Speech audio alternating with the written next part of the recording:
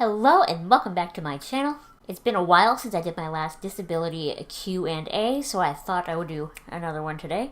That rhymed. So last time I answered questions about my disability, I kind of did like frequently asked questions, so questions that people come up to me on the street and ask me all the time. What do you need help with around the house? How do you pee? Are you physically capable of having sex or having children? Blah, blah, blah, invasive questions like that. So I will link that video in the description box below in case you want to know the answer to something like that. And I've also done a video on how to handle it when your kids ask questions about me, about disability in general. So I'll link that video down below as well. This video is going to focus more on my disability specifically. So my disability is Osteogenesis Imperfecta. Every case is different. Every type is different. I've said it before, but I don't really fit into any of the Osteogenesis Imperfecta types. There are a couple of types. I ain't any of them. So my experience is going to be probably a little unique to other people's experiences. I will link the introduction to Osteogenesis Imperfecta video down below as well. You should probably watch that one before this one, like pause this one and open that one in another tab, and watch it just so you have kind of like the basics of my disability before we carry on. So when it comes to my disability, people always want to know like when it happened, like when my parents knew. When I was still inside my mom's tummy and I was crafting myself, they knew something was wrong with me. They weren't sure what. They couldn't really put their finger on it. Remember, this was like the early/mid 90s, so technology, while pretty good, not what it is today. So they weren't really sure what I was. But they knew something was wrong with me, so my mom had to have a C-section because obviously imagine little breakable me, natural birth, I would have died, right? So C-section. And it's funny because I actually, I came out with a lot of broken bones, obviously, because, as you move in your mother's stomach, I was breaking a lot because I was super breakable. But when they went to take me out, something pulled me back in, and that's probably where half of my fractures came from. Even back then, I knew this world was not a place I wanted to be. When I was born, obviously my body was weird, but one of the weirdest things was that my leg, it was this leg, so it was my right leg, was up in the air, instead of being down, it was folded up, and my foot was just sitting in my armpit. Not nothing was detached or attached anywhere weird. It was just up.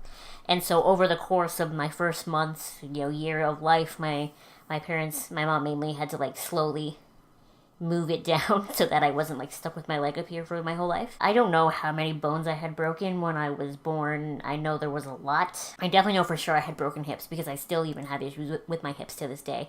But other than that, I can't even guess a number for you. I've heard many stories about how for the first 6 months of my life I was crabby Abby because I was crying and screaming all the time because I was broken in my defense. And then after that I was just a happy Gabby Abby. It was Gabby Abby. Because I wasn't in super pain anymore, so then I was okay. How breakable was I? I said before on my channel that when my parents would tell the school how breakable I was, they would use the uncooked spaghetti noodle analogy. When I was young, that was the truth. I was that breakable. When I got my first wheelchair, I was 2 years old, and I wasn't physically strong enough to move the little stick movie thing. This thing that goes on your chair and you just move it and that's how you drive. I wasn't strong to do that, so I had pads, touch pads basically, and forward, back, left, and right. And I put my hand on these pads, and that was how I moved my chair left and right. And now that I'm older, the front of my chair has no tray, but I did have a big tray that came out here, and those pads were on the tray, and I had that tray all the way up until high school. And even though I didn't necessarily need it anymore, it always obviously was a desk, but a lot of it was, it kind of created this very visible physical bubble around me. You cannot get at me from the tray, so that kind of kept me protected. And then when I was going to high school, the physiotherapist, occupational therapists wanted me to have it again, and I was it's not happening.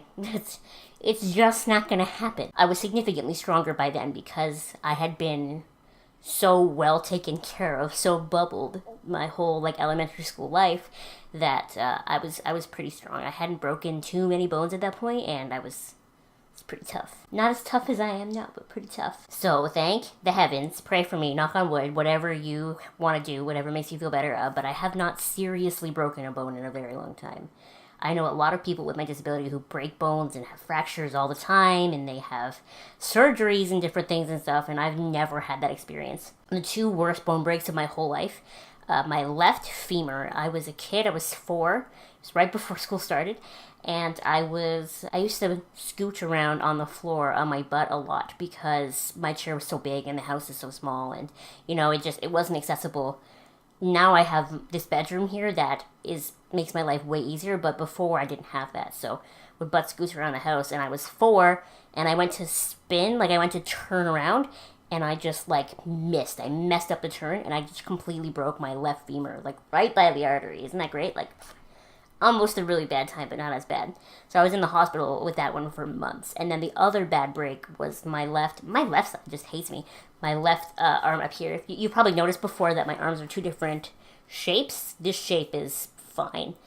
This is how my arm is supposed to look, but this one's all messed up from when I broke it in grade 4. Look at that. Me and the number 4, man. So basically I had this big American Idol karaoke machine, and I was going to use it, but the wires got caught in my wheel, and I backed up, and my arm was just hanging off the edge of the armrest here a little bit, and it fell, and it hit me right there, and the bone just whoop, separated like that. And it healed that way. They wanted to re-break it and fix it, but I was young, and I didn't want to be in the pain, and my mom was like, no, we're going to leave it, and so now it's like that. But other than those two, those two were the biggest breaks. But other than that, I haven't had too many big ones. There's little ones here or there throughout my life, you break this or that or the other. But thankfully, nothing major. Because the worst part about when I break, at least in my experiences when I was younger, is that I can't have a cast, right? Because a cast is so heavy, it's gonna pull on the break. So basically, I'm just bedridden until it heals. I know a lot of adults with OI who they break something and they just live with it. They just keep living their life and let it heal. And I know that that's what I would do realistically, but in the past when I broken things, I was just nope, I'm out, bedridden. It's probably why I'm so good at being a vegetable now. I just sit here and watch Netflix day after day after day, and I'm I'm fine, because I had lots of practice when I was little. I have other typical, visible signs of OI. I have the bowed arms, the bowed legs, the blue sclera. My blue eyeshadow really, really makes my eyes look blue, but that's another typical sign. I feel like all of people I've met with OI have this nose. This is just a trait of us.